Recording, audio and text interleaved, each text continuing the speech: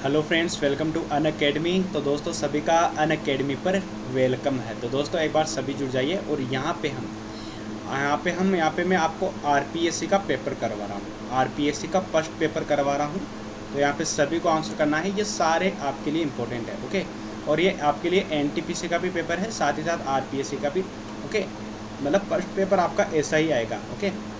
RPSC level का paper है, ये सभी को आंसर करना है। और साथ ही साथ एनटीपीसी का भी, एनटीपीसी में भी इसी क्वेश्चन पेपर से डेफिनेटली आपकी एग्जाम में क्वेश्चन देखने को मिलते हैं। तो चलिए दोस्तों, अब हम शुरू करते हैं। आपको पहला क्वेश्चन आपके सामने है, G20 देशों का 6वां संसदीय शिखर सम्मेलन कहाँ पर आयोजित किया गया था। तो आपके पास ऑप्शन है टोक्यो, या फिर कैनबरा, या फिर जकार्ता, या फिर सियोल।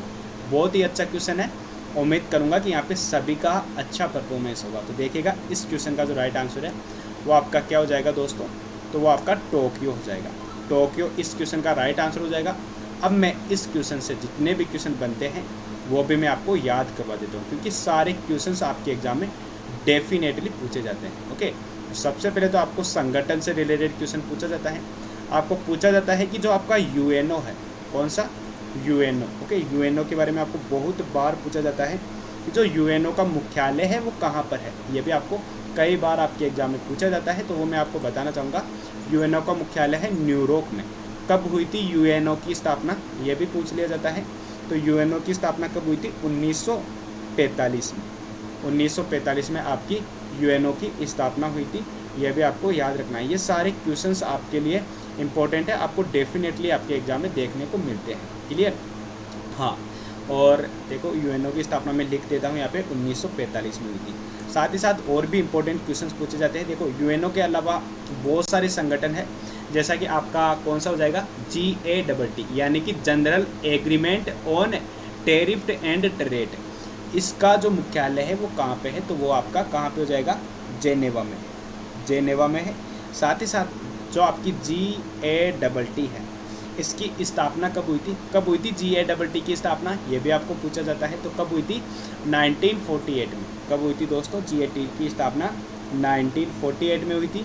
यह भी आपको याद रखना है। बहुत सारे इससे रिलेटेड क्वेश्चन बनते हैं, वो मैं आपको बता दूंगा। क्लियर, हाँ। अब आप ये बता दीजिए दोस्तों, ADB यानी कि एशियाई विकास बैंक। एशियाई विकास बैंक की स्थापना कब हुई थी, तो वो हुई थी आपके 1966 ईस्वी में। कब हुई थी दोस्तों, 1966 ईस्वी में हुई थी। साथ ही साथ इससे रिलेटेड आपको क्या पूछा जा सकता है वो भी मैं आपको बता देता हूँ, है ना। तो देखिएगा, बहुत सारे क्वेश्चन पूछे जाते हैं। एक मिनट में यहाँ पे बोर्ड ले लेता हूँ, दूसरा बोर्ड ले लेता हूँ, जिससे आपको परेशानी नहीं होगी। चलिए, बोर्ड आपके सामने आ गया है। अब मैं आपको सारे क्वेश्चन यहाँ पे सिक्वेंसली बताऊँगा, क्योंकि जितने भी संगठन हैं उनके बारे में एक बार डिटेल से आपको बताना बहुत ही ज़रूरी है दोस्तों। तो चलिए, सबसे पहले हम बात कर लेते हैं आपके नाटो की, ओके। आपने बता दिया ADB की जो स्थापना है वो कब हुई थी, 1966 में हुई थी। लेकिन जो आपका ADB है, ADB का मुख्यालय कहाँ पे है, ये बता दीजिए। जो आपका ADB है ना, ADB का मुख्यालय कहाँ पे हो जाएगा, तो वो आपके मनीला में। मनीला में ADB का मुख्यालय है। और स्थापना कब करी गई थी, 19 कब करी गई थी, सभी को आंसर करना है दोस्तों। कब करी गई थी ADB की स्थापना, 1966 में। बिल्कुल सही है, 1966 में ADB की स्थापना करी गई थी। साथ ही साथ बहुत सारे संगठन आपको पूछे जाते हैं। आपको पूछा जाता है दोस्तों कि नाटो की स्थापना कब हुई थी। जो आपका नाटो है, नाटो, अब कई लड़कों को लगता है कि नाटो क्या है, वो भी मैं आपको बता देता हूँ। नाटो की हम बात करें दोस्तों, तो नाटो क्या होता है, आपका एक उत्तरी अटलांटिक संधि संगठन, या फिर ट्रीटी ऑर्गेनाइजेशन आप बोल सकते हो। और इसका जो मुख्यालय है वो कहाँ पे है, तो वो बेल्जियम, कहाँ पे है, बेल्जियम के ब्रुसेल्स में है। बेल्जियम आप लिख सकते हो दोस्तों। क्लियर, साथ ही साथ आपको और भी इससे रिलेटेड क्वेश्चन पूछे जाते हैं। आपको पूछा जाता है दोस्तों कि जो आपका IMF है, international monetary fund, okay. International monetary fund का जो स्थापना है वो कब हुई थी, IMF की स्थापना कब हुई थी, सीधे सीधे तौर पे मैं आपको बोल देता हूँ। तो IMF की स्थापना हुई थी 1945 में। IMF का मुख्यालय कहाँ पे है, ये भी आपको पूछा जाता है। जो आपका IMF है उसका मुख्यालय कहाँ पे हो जाएगा मेरे भाइयों, तो वो आपका कहाँ पे हो जाएगा, वाशिंगटन DC में हो जाएगा। वर्ल्ड बैंक का भी कहाँ पे है दोस्तों, तो वो भी आपका वाशिंगटन DC में ही है। स्थापना कब हुई थी, 1945 में हुई थी। ये सारे क्वेश्चंस आपके लिए इंपॉर्टेंट है दोस्तों, डेफिनेटली आपके एग्जाम में पूछे जाते हैं। आपको पूछा जाता है इंटरपोल, जो आपका इंटरपोल है उसका मुख्यालय कहाँ पे है ये भी बता दीजिए। और कहाँ पे हो जाएगा? पेरिस में। पेरिस कहाँ पे है? फ्रांस में। पेरिस में इसका मुख्यालय है। और स्थापना कब हुई थी इंटरपोल की? ये भी पूछ लिया जाता है कि जो आपका इंटरपोल है उसकी स्थापना कब हुई थी? तो वो 1923 में हुई थी। कब हुई थी? 1923 में इंटरपोल की स्थापना हुई थी। ये भी आपको याद रखना है। ये सारे क्वेश्चंस आपके लिए इम्पोर्टेंट है और उम्मीद करता हूँ आपको याद भी हो रहे होंगे। ओके, हाँ चलिए, इसी के साथ में कुछ क्वेश्चंस आपसे और बताना चाहूँगा। WTO का बता दीजिए एक बार। जो आपका WTO है उसकी स्थापना कब हुई थी? सभी को बताना है। तो देखिएगा, WTO की जो स्थापना है, world trade organisation, world trade organisation की जो स्थापना हुई थी वो कब हुई थी? 1995 में हुई थी। कब हुई थी? 1995 में आपके WTO की स्थापना हुई थी।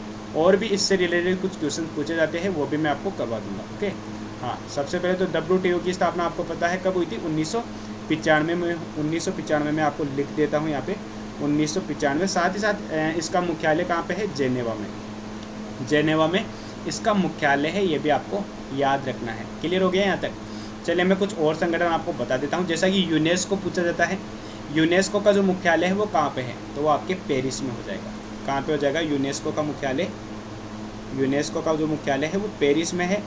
स्थापना कब हुई थी यूनेस्को की? ये भी पूछ लिया जाता है। यूनेस्को की स्थापना कब हुई थी दोस्तों? ये भी आपको कभी कभार पूछ लिया जाता है। तो यूनेस्को की जो स्थापना हुई थी मेरे भाइयों, वो 1946 में हुई थी। कब हुई थी? 1946 में यूनेस्को की स्थापना करी गई थी। ये भी आपको याद रखना है। उम्मीद करता हूँ यहाँ तक क्लियर हुआ होगा।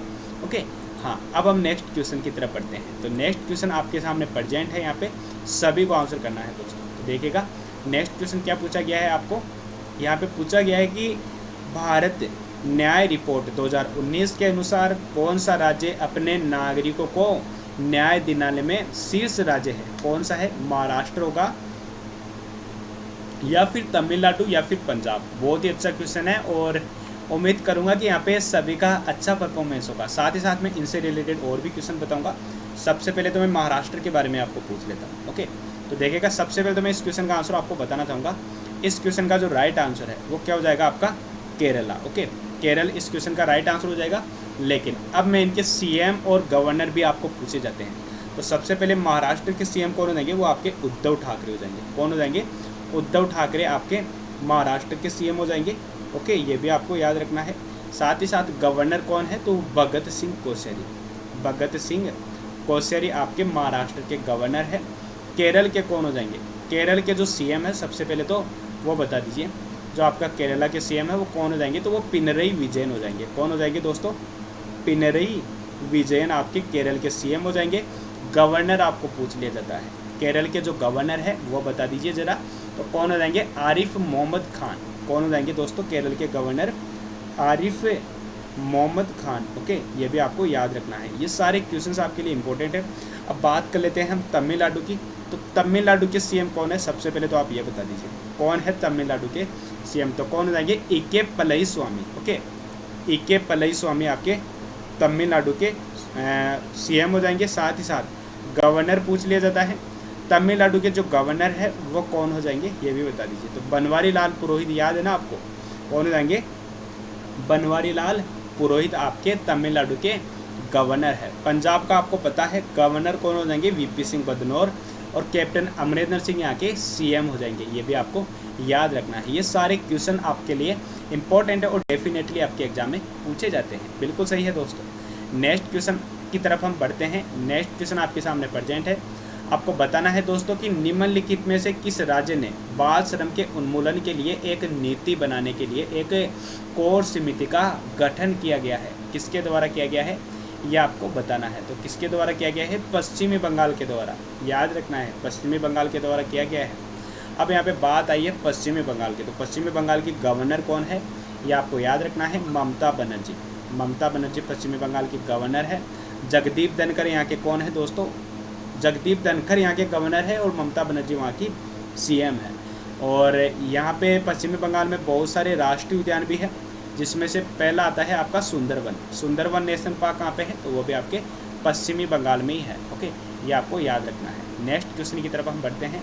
नेक्स्ट क्वेश्चन आपके सामने आपको पूछा गया है। आपको बताना है कि विश्व ऊर्जा परिषद का जो मुख्यालय है वो किस शहर में है, ये आपको बताना है। तो देखिएगा इस क्वेश्चन का मैं आंसर बताना चाहूँगा, लंदन यूके में है। कहाँ पे है?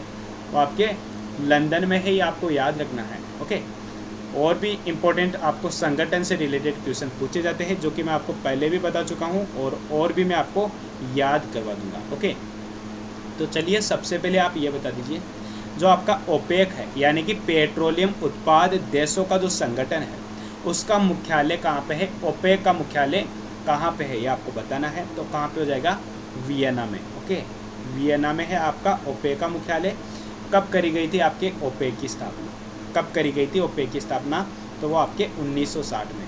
ओके, 1960 में ओपेक की स्थापना करी गई थी। ये भी आपको याद रखना है, ये सारे क्वेश्चंस आपके लिए इम्पोर्टेंट है। नेक्स्ट क्वेश्चन आपके सामने प्रेजेंट है, आपको बताना है कि जो आपका किलिमंजारो पर्वत है वो किस देश में प्रसिद्ध है, ये आपको बताना है। बहुत ही अच्छा क्वेश्चन है। तो देखिएगा इस क्वेश्चन का आंसर तो मैं आपको बता दूंगा, इक्वाडोर हो जाएगा। कौन सा हो जाएगा? इक्वाडोर नहीं होगा, याद रखना है आपका कौन सा हो जाएगा? वो आपका तंजानिया हो जाएगा। याद रखना है, तंजानिया में है। साथ ही साथ और भी पर्वतों से रिलेटेड आपको बहुत सारे क्वेश्चन पूछे जाते हैं, वो भी मैं आपको क्लियर करवा दूंगा, याद ही करवा दूंगा।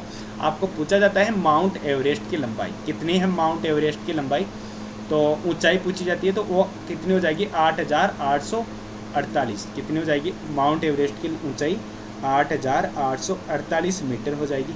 बहुत सारे पर्वतों की ऊंचाई आपको पूछी जाती है, वो भी मैं आपको बता दूंगा। आपको पूछा जाता है K2 यानी कि गॉडविन ऑस्टिन जो पर्वत है उसकी ऊंचाई कितनी है? तो कितनी हो जाएगी? 8,411। ओके, 8,411 मीटर किसकी है? तो वो K2 की हो जाएगी।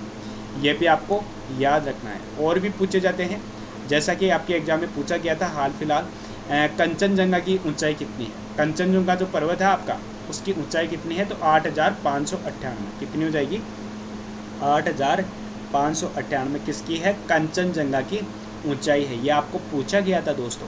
साथ ही साथ आपको और भी पर्वतों से रिलेटेड क्वेश्चन आते हैं, वो भी मैं आपको कराऊंगा। ओके, यहाँ तक आपको अच्छे से क्लियर हुआ होगा। अब आपको बताना है मकालू पर्वत, जो मकालू पर्वत है उसकी ऊंचाई कितनी है? तो कितनी हो जाएगी? 8,481। कितनी हो जाएगी? 8,481 मकालू पर्वत की ऊंचाई हो जाएगी। ये भी आपको कई बार आपके एग्जाम में पूछा गया है। आपको पूछा जाता है दोस्तों कि जो आपका धौलागिरी पर्वत है, जो कि कहाँ पे है? नेपाल में। ओके, उसकी ऊंचाई कितनी है? तो कितनी हो जाएगी? 8,172। कितनी हो जाएगी? 8,172 किसकी हो जाएगी? तो वो आपके, मैंने अभी अभी आपको बताया था, कौन से पर्वत की हो जाएगी? मकालू पर्वत की हो जाएगी। ओके, नंदा देवी की ऊंचाई बता दीजिए। नंदा देवी जो पर्वत है आपके इंडिया में ही है, उसकी ऊंचाई कितनी है? तो 7,813। कितनी हो जाएगी? 7,813 किसकी हो जाएगी? नंदा देवी पर्वत की ऊंचाई हो जाएगी। अब हम चलते हैं नेक्स्ट क्वेश्चन की तरफ। यह क्वेश्चन आपको अच्छे से याद हुआ होगा, उम्मीद करता हूँ। क्लियर? तो देखिएगा नेक्स्ट क्वेश्चन आपके सामने प्रेजेंट है, सभी को आंसर करना है, क्या होगा राइट आंसर। आपको पूछा गया है कि यहाँ पे जो आपकी फूलों की घाटी है, राष्ट्रीय उद्यान, वो कहाँ पर स्थित है। फिर मैं आपको जितने भी आपके राष्ट्रीय उद्यान है वो सारे मैं आपको बताऊँगा। ओके, तो देखिएगा सबसे पहले तो इस क्वेश्चन का मैं आपको आंसर बताना चाहूँगा, उत्तराखंड हो जाएगा। क्या हो जाएगा? उत्तराखंड। अब आपके जितने भी राष्ट्रीय उद्यान है वो मैं आपको अच्छे से याद करवाऊँगा, अच्छे से याद करवा दूँगा। ओके, याद रखना है। क्लियर? तो सबसे पहले हम बात कर लेते हैं, देखो उत्तराखंड की, है ना। तो उत्तराखंड में कौन कौन से राष्ट्रीय उद्यान है वो मैं आपको बताऊंगा। ओके, उत्तराखंड में कौन कौन से, यानी कि जितने भी राष्ट्रीय उद्यान है, देखिएगा आपका जिम कॉर्बेट हो जाएगा। कौन सा हो जाएगा? जिम कॉर्बेट जो राष्ट्रीय उद्यान है वो कहाँ पे है? वो भी उत्तराखंड में है। साथ ही साथ और भी पूछे जाते हैं, जिम कॉर्बेट हो गया आपका, और साथ ही साथ और भी राष्ट्रीय उद्यान है। कौन कौन से पूछे जाते हैं? आपको पूछा जाता है कि जो आपकी फूलों की घाटी है वो आपके उत्तराखंड में है। साथ ही साथ राजाजी नेशनल पार्क उत्तराखंड में है, गंगोत्री नेशनल पार्क आपके उत्तराखंड में है। ओके, साथ ही साथ आपको पूछा जाता है साइलेंट वैली नेशनल पार्क कहाँ पे है? साइलेंट वैली नेशनल पार्क कहाँ पे है? तो वो कहाँ पे हो जाएगा दोस्तों? वो आपके केरल में हो जाएगा। कहाँ पे हो जाएगा साइलेंट वैली नेशनल पार्क? तो वो आपके केरल में है। ओके, इतना आपको याद होना चाहिए दोस्तों। और साथ ही साथ आपको पूछा जाता है कि अन्नामुलाई कहाँ पे है? अन्नामुलाई नेशनल पार्क कहाँ पे है? तो वो भी केरल में है। इडुक्की अभ्यारण्य कहाँ पे है? वो भी आपके केरल में है। ओके, पेरियार नेशनल पार्क कहाँ पे है? वो भी आपके केरल में है। अब आप बता दीजिए बांदीपुर कहाँ पे है? बांदीपुर नेशनल पार्क कहाँ पे है? तो वो आपके कर्नाटका में है। कहाँ पे है? कर्नाटका में बांदीपुर नेशनल पार्क है। और भी नेशनल पार्क पूछे जाते हैं कर्नाटका से रिलेटेड। कौन कौन से पूछे जाते हैं? आपका नागरहोल हो गया, साथ ही साथ अंसी नेशनल पार्क हो गया। ओके, तुंगभद्रा नेशनल पार्क हो गया, ये सारे कर्नाटका में है। ओके, हाँ बिल्कुल अच्छा परफॉर्मेंस है। अब आपको बताना है वाल्मीकि नेशनल पार्क कहाँ पे है, तो वो आपके बिहार में है। कहाँ पे हो जाएगा वाल्मीकि नेशनल पार्क, वो बिहार में स्थित है। ये भी आपको याद रखना है। बहुत सारे नेशनल पार्क पूछे जाते हैं दोस्तों, आपको पूछा जाता है गिर नेशनल पार्क कहाँ पे है। गिर नेशनल पार्क कहाँ पे है, तो वो आपके गुजरात में है। कहाँ पे हो जाएगा, गुजरात में आपका गिर नेशनल पार्क है। ये भी आपको याद रखना है। क्लियर। और भी नेशनल पार्क है दोस्तों, मैं बताना चाहूँगा आपको कि जो आपका, हाँ आप ये बता दीजिए जंगली गद्दा नेशनल पार्क कहाँ पे है। जंगली गद्दा नेशनल पार्क कहाँ पे है, तो वो भी आपके गुजरात में ही है। ये आपको याद रखना है। क्लियर। तो चलिए दोस्तों, उम्मीद करता हूँ सेशन आपको अच्छा लगा होगा। ओके, और अब मिलेंगे हम नेक्स्ट सेशन में। नेक्स्ट सेशन में मैं आपको बहुत सारे क्वेश्चन कराऊंगा, सभी को आना है, और मैं कोशिश करूँगा लाइव आने की। ओके, लाइव में आपको क्या है कि सीधा इंटरकास्ट होता है और आप अच्छे से आंसर कर पाते हैं। तो थैंक यू सो मच। जय हिंद जय भारत। जिन्होंने अभी हमारे पीक IQ स्टडी चैनल को सब्सक्राइब नहीं किया है तो वो सब्सक्राइब जरूर कर देवे। जय हिंद जय भारत।